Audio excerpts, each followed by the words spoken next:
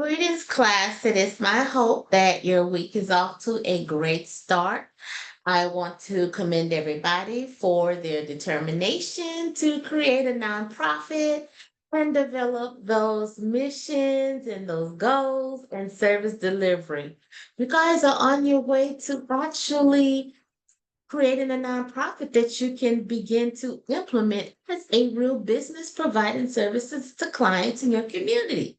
So I want to commend you for that because that is all part of the human service profession. Now, as we are now in module 4, week 4, I wanted to take a moment out to give some heads up view on activity 4-1 and 4-2 because one of your activities is actually going to connect with the discussion that comes up later on during the time. So let's take a quick look at the module 4-1 activity where it talks about developing agency interview questions. If you look at the nonprofit interview questions, the guidelines, and the rubric sections, specifically focusing on the overview, you can see that it kind of gives you a heads up about when developing a nonprofit agency. One of the biggest things about nonprofits is that they do a lot of collaboration, and this is it's what's discussed in your ebook. They also look at increasing capacity building. That means the ability to kind of expand the services that are being provided, not to add services, but kind of expand the services. And then, of course, expand it in a way that it can allow more clients to receive services. Then to develop sound ethical policies and procedures. So when we talk about sound ethical policies and procedures, we're talking about two aspects in which is going to be addressing your directions. And that is the legal aspect, which is controlled by the board of directors, the nonprofit ethical aspect, which is controlled by the National Organization for Human Services, or what we like to call NOHS. So if you put NOHS in your web address area in the internet trying to locate it, it should come up National Organization for Human Services. So these are all the components of what it takes to actually move a nonprofit into a better direction of providing services to clients and having improved or advanced outcomes. And one of the ways we gather data, we develop supportive networks by collaborating or researching other nonprofits to see what services they have that the nonprofit that you have does not provide, but you're able to actually work together to ensure what we like to call a holistic approach, which is like a roundabout list of services that can be provided for your clients in your program. So let's take a look at the discussion. I'm sorry, let's take a look at the directions real quick. All right, for this assignment, you will research a nonprofit organization. You can actually do this on the internet to learn about their leadership, their staff, programs offered, and their board of directors. You're going to look for information that you believe will help you understand the operations of the organization, but just don't use the word believe. So it's just like the background of what it's telling you to do. And then imagine that you have the opportunity to interview the agency's director and develop some questions. Okay, so for this particular assignment, including the title page, you're going to address the following. Notice that each key area or instruction has bold font in it. Please use those bold font sentences as your headings for each area of the where you're going to identify your questions. So let's take, for example, relationship between personnel, capacity building, and funding. It is encouraged that you are to create a heading with this one. And then that's when you can list your questions that actually explore the relationship between personnel issues, capacity building, and funding. So that means and. Anytime you see and, that means all of it should be in there. Anytime you see or, that means either or. Okay.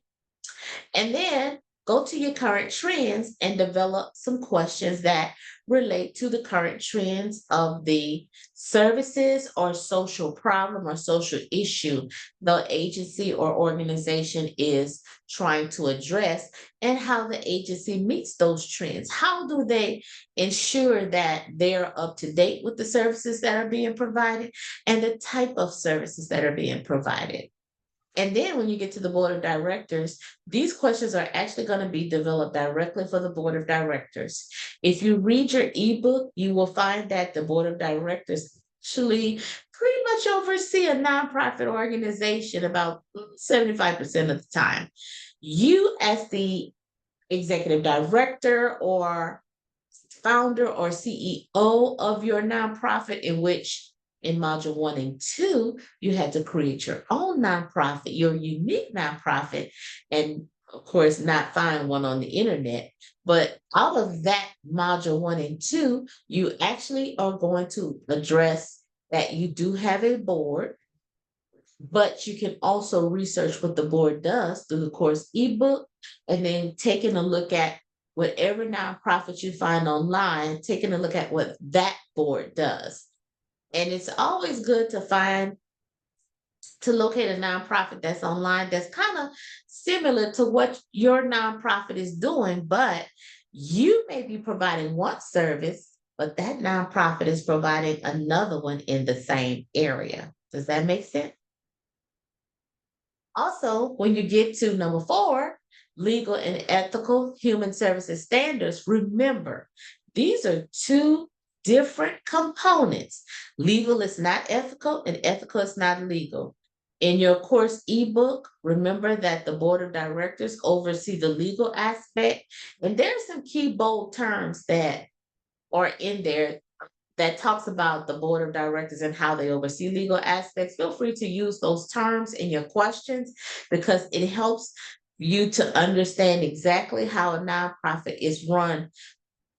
Because no, most nonprofits do not use generic language. They actually use those terms, those bold terms that you see in your ebook. And then when you get to the ethical human services standards, then you want to develop questions that generate specific focus. Well, it'll generate a specific focus on the ethical standards that are provided from the National Organization for Human Services. Does that help? And then also remember to develop questions. They're going to be two sets for number 4. One for the legal, as it's overseen by the board of directors. The other one's for the ethical, that is overseen by the National Organization for Human Services. Now, for this particular assignment, I definitely want you to have a title page and have headings. Headings help me to actually locate the information. So if you don't have any headings in there and I can't determine which questions match which rubric criteria, it's not, to me, it's not going to be in there because only you know what you've written. You have to guide the reader through those headings to know how to look for what matches and aligns with what. Does that help? Remember to type your paper using Times New Roman 12-point font, 1 inch. You can always YouTube it, how to format your paper using APA. Even I have some helpful videos in the announcements that also teaches you how to use that APA 12-point font, 1 inch double spacing. And just make sure that your questions are formatted the way that it says under what to submit. In actuality, the nonprofit proposal, it follows APA. So just so you all know, because it's in the human services profession, and the human services profession is connected to APA. If you use any AI to assist, remember to only use it to brainstorm some of the questions, or maybe to help you formulate some of the questions, but please do not copy it from AI because Turnitin can pick it up and you can be charged for plagiarism, and we don't want that. Okay. So we're going to keep doing a fantastic job. All right. So with that being said, once you completed those questions, I always encourage to try to go back and grade yourself. See if you can actually score yourself with the rubric or get someone else to score you. And this kind of helps you know how to determine what needs to be sharpened in your skill learning or what needs to actually be revised in your skill learning. Okay. All right. So let's go to the next assignment. Okay. This assignment here is, before I go to that assignment, let's take a look back at the interview questions. I do want to share this very important key thing. Your interview questions, even though you're formatting them for this module 4 assignment, your interview questions are actually going to be what you answer for your module 6 discussion. So as you are formatting your interview questions and submitting them for module 4 assignment, you actually can go back to that website. Now I've had some students actually say it, I prefer better to sit down and talk to a executive director or program director of a nonprofit. If you want to do that, feel free to do so. I just let me know that you're choosing to do that so I can be aware of it when you get to the module 6 discussion and now you're answering those questions that you've had to develop. So just kind of keep that in mind so you can prepare in advance. Okay. Let me know if you have any questions about that. I'm here to help. Okay. All right. So now we can move forward to our nonprofit collaboration activity guideline. This is my favorite assignment. It's very easy. All right. So with this particular one, we're going to take a look at the overview, and it kind of models the interview questions that we did. We just finished talking about that we're going to do, and for the nonprofit collaboration activity, it says what it's going to do. You're going to collaborate with other agencies, but we're only going to list them and how we're going to collaborate them. That's about as far as it's going to go because it has a template that comes with it. All right, so let's take a look at the overview. All right, so it talks about every nonprofit has a different structure and limitations on the mandates from funding sources and the board of directors. This means that when you get ready to start looking at budget and funding, which is actually coming up in module 5, you will learn that funders do not fund everything that you put in that proposal. So your proposal should be really designed to match whatever funder you are seeking. Because if you want to do education for clients and then you want to turn around and do mental health in that program, you will not find a funder who will do both. You're going to only find a funder that does one, and then the other one is going to be either you're going to have to find another funder for the other service, or you're going to have to find another way to pay and compensate for the other services being provided. So that's why in the beginning of module 1, I instructed, module 2, I instructed to please minimize your services down to like one main service or minimize your mission and goals down to align with one particular key service you would like to provide, because that's how the funders do the funding. They only look at one service, but you can have several activities that falls under that service. Does that help? All right. So revisiting the overview again. I'm actually on the second paragraph. In this activity, you will analyze your chosen agency's gaps. Like go back and take a look at the agency's gaps in service delivery and consider which agencies can help strengthen or actually close those gaps by them coming in to provide the additional services that cannot be provided to the clients. So if you're actually, let's say, for example, if your agency, your nonprofit agency or organization is providing mental health services, then you may want to, and especially if they're doing it for children, let's say children ages 6 to 17 or ages 12 to 17, then you want to find a agency that can help to collaborate to maybe come in and do some STEM services are in STEM means science, technology, English, and math, or to maybe do some academic enrichment that can help fulfill that particular component that your agency is not providing services for. So for this particular activity, look at the gaps that you've identified and what you want to do, and then go search for the agencies online that's either within your community or in your state that can help to fill the gaps. And I think the minimum for this assignment is, I think, 3 or 4, but let's take a look. All right, so for the directions, there's a template that comes with this. If you click on this little blue thing right here where it says what to submit, that's your template, and it's going to come up in a Word document. So if it doesn't come up in a Word document, you can always right click it and then open up in a Word document. Okay. Or open up in a new tab. And because you're connected to Microsoft 365, it should automatically open up. Okay. All right. So once you open up that template, you are going to think of at least, and here's the minimum, 3 organizations you would like to collaborate with. And you're going to complete the chart on the template. So let's go take a look at the template. I have it here somewhere. Let's see. That way, let's see. See if I can possibly move this up. All right, so I have the template right here. So this is a template that you're going to click on for this particular assignment in the instructions area.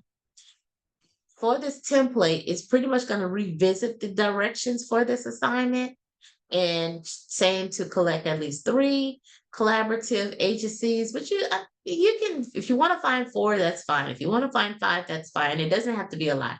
It's just literally 3. So because I do have students that will tack on 4 and 5 of them because they are really trying to start a nonprofit, but the minimum, the maximum is 3. Okay. Now, when you get to the nonprofit agency description, this is where you're going to provide the name and a brief description of your selected nonprofit organization. So let's take a look at the instructions. All right, you have already selected a nonprofit for your final project, which is yours. For this activity, include the name and a brief description of your selected nonprofit agency. So right here is where you introduce your nonprofit agency or organization. And then with that nonprofit in mind and what they do, you're going to think of at least 3 organizations that you would like to collaborate with and then complete the 3-column chart. The first, describe the selected nonprofit. That means name it and describe what it does. What services does it provide? Then you're going to identify let me go back and say it like this because I don't want you to get confused. Identify the name that you would like to collaborate with and provide 1 to 2 sentences of the description of what it does. When you get to the nonprofit agency services that it provides, this is where you can go in and look and see what kind of activities do they offer to the clients, whether they're adults or children. And then you can choose one, choose a couple of them and just kind of share some insight here. And then, of course, you're going to talk about how that agency will help to fill the gaps that your agency is not able to provide. Keeping in mind that funders will only fund one service, but they're going to want you to collaborate with other nonprofits or other organizations to help provide the additional services.